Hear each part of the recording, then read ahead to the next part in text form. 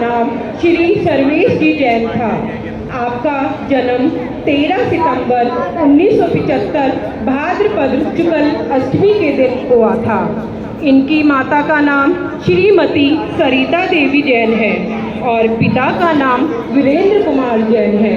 मुनि श्री आचार्य विद्यासागर जी के उत्तर प्रदेश के प्रथम पहले शिष्य हैं।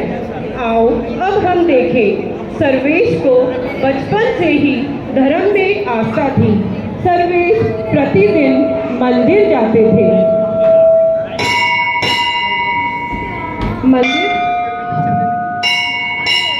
जब वे मंदिर गए तो उन्होंने वहाँ दादी माँ को तत्वार सूत्र का उच्चारण करते देखा। दादी माँ, जय जिनेंद्र दादी माँ।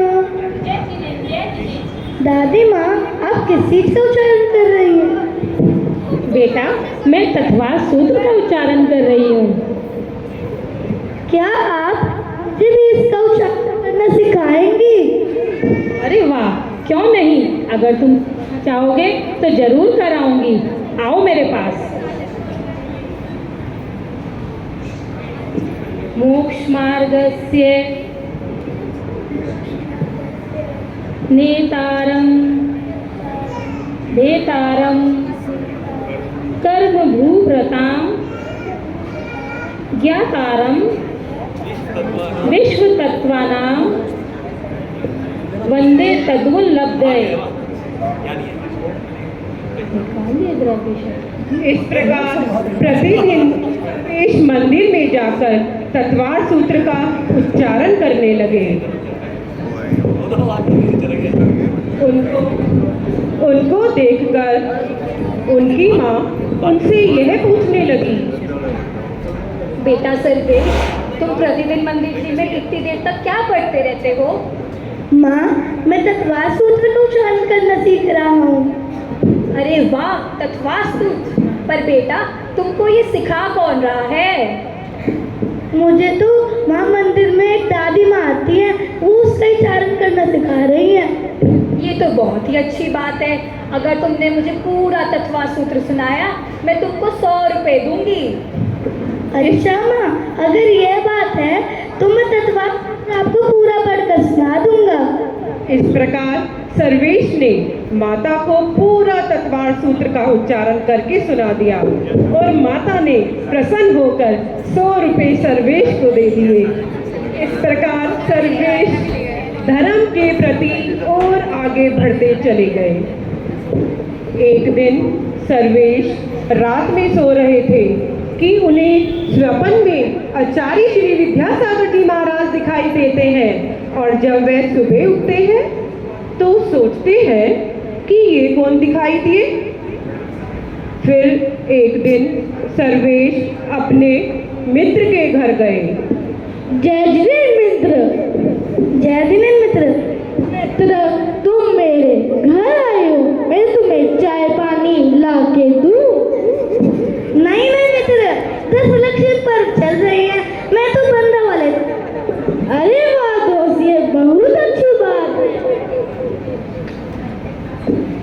अरे ये तुम सपने में आए थे, कौन महापुरुष है ये? दोस्त, तू इन्हें नहीं जानता, ये महापूज्य महामुनिराज विद्यासागर जी है, जिनके दर्शन करने के लिए पूरा विश्व तरसता है। अच्छा, तब मैं भी इनके दर्शन करने जरूर जाऊंगा। दोस्त, ये भी बहुत अच्छी बात है। एक दिन सर्वेश और उनका मित्र दोनों आपस में घूमने जाते हैं और आपस में वार्तालाप करते हैं। मित्र कहता है, दोस्त, मैं 2-4 दिन के लिए महावीर जी जा रहा हूँ। अच्छा मित्र, फिर अपना ध्यान रखना और अच्छे से पूजा पाठ करना।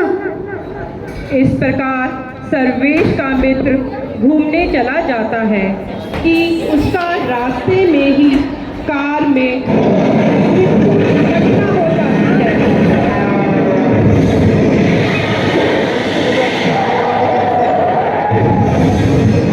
और यह बात जब सर्वेश को पता चलती है, उसका मित्र कार दुर्घटना में मर गया तभी सर्वेश के मन में उथल पथल होती है।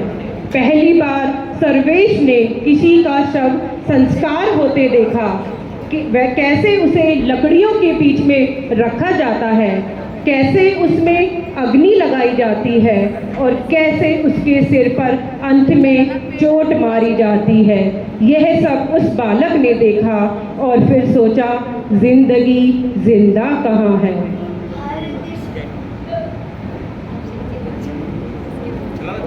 हर दिशा आशा बनी फैली हुई आकाश तक, तोड़ लाऊंगा सितारे यह यकीन था आज तक, पर वहीं से लौटते राही के चेहरे पर शिकन देख कर मुझको लगा कि जिंदगी जिंदा कहाँ है।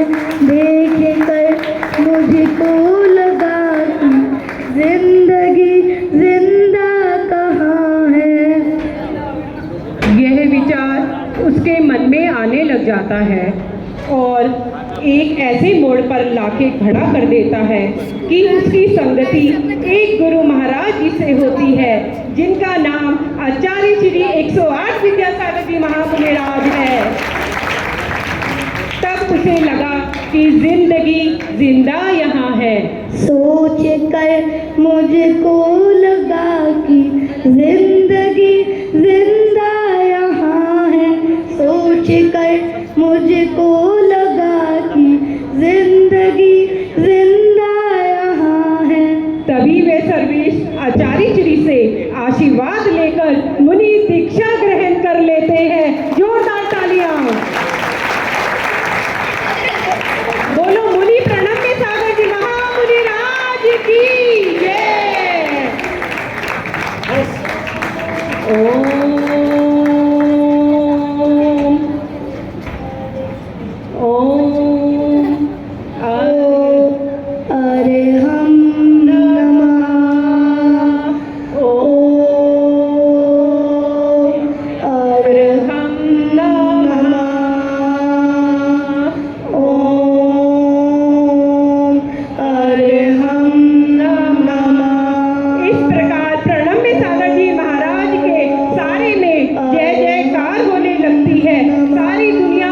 दर्शन के लिए आ जाती है और